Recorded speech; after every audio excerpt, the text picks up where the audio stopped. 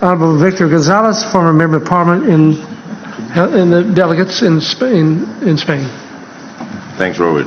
Fantastic, both. Jose, maravillosa presentación. I'm gonna do the same. I'm gonna speak in Spanish, being here. To honor our tradition as a conservative, I must, with your permit. I'm going to continue with what you were saying, which was really interesting. Follow the money. That is fundamental. As we've had amongst us an Ukrainian delegation led by the mayor of Odessa, a city founded by a Spaniard 231 years ago, a twin sister with Valencia, I must say. Let me focus my presentation on Ukraine and what is going on.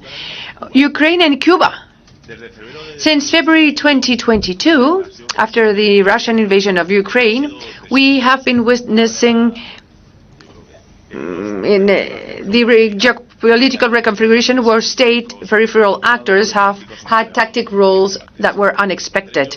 Amongst them, Cuba, that has emerged as a strategic ally of Moscow. It was historically, they broke relations, but those relations are back again. And that has got direct implications in the global and regional security architecture.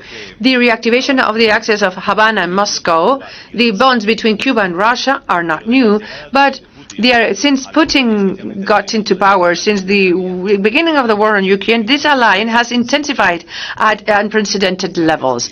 Official travels at half-flight levels, such as the President Diaz-Canel to Moscow, bilateral agreements for economic cooperation, energy and military operation, the participation of Cuba in military conjoint operations, and the visits of High Commander from Russia to Havana are an example of a long list.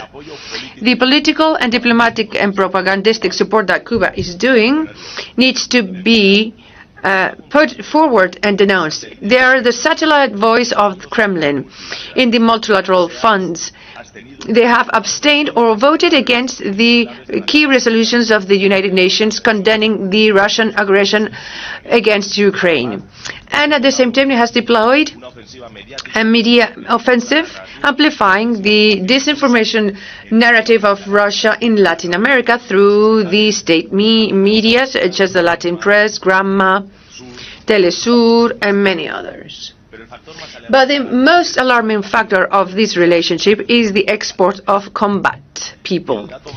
The most perturbing data is that thousands of young Cubans have been recruited to go and fight Ukraine. Last week, there was a report presented by the Cuban opposition in exile, talking about 20,000 Cubans going to fight against Ukraine and with Russia. This has been just confirmed in social media. These Cuban combat people in going to Ukraine in the front, and you have 200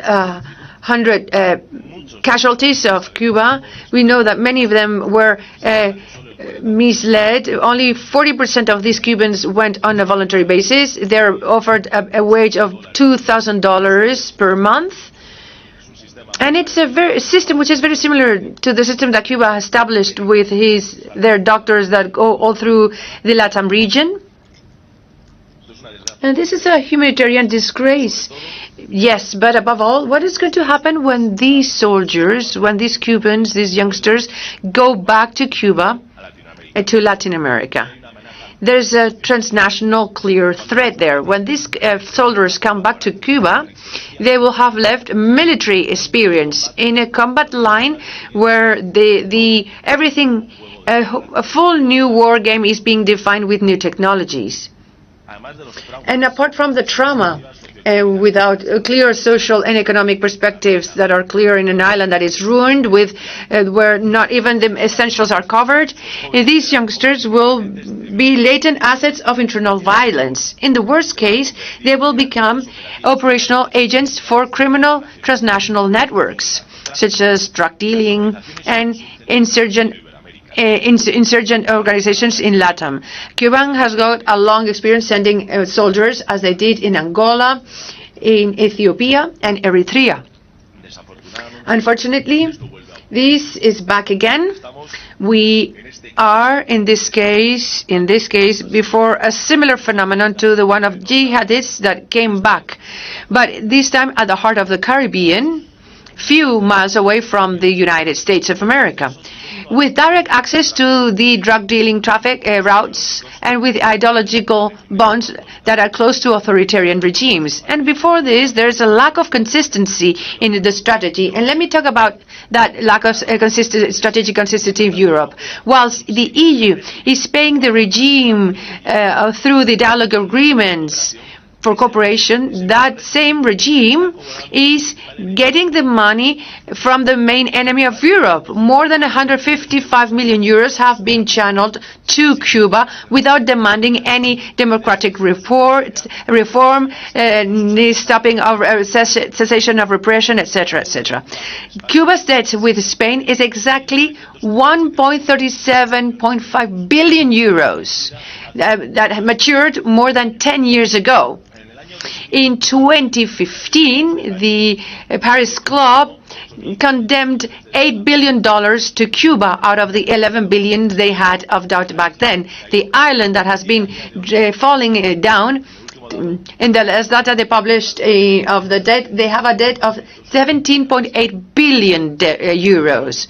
I think that not requesting debts to be paid back, and I tell you all, you know that some of you have debts towards Cuba. If you don't request that money back, it's helping Russia through Cuba. So not demanding for them to abide the financial obligation is helping Putin in Ukraine.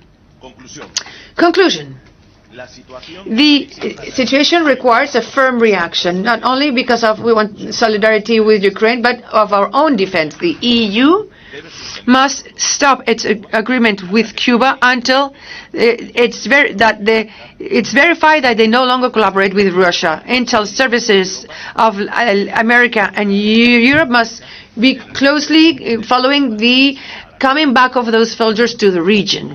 It is not as Angola's war or Eritrea's war and Ethiopia's war. Here, unfortunately, evil learns from evil, and we've got the jihadist model. The threat is a real one and even worse than the jihadist. And we must have a comprehensive contention strategy before the proliferation of hybrid threats combining insurgency, disinformation, migration, and organized crime. Today, supporting Cuba means supporting Putin. And that, ladies and gentlemen, is a betrayal to the European security and to the Western world security. Thank you very much.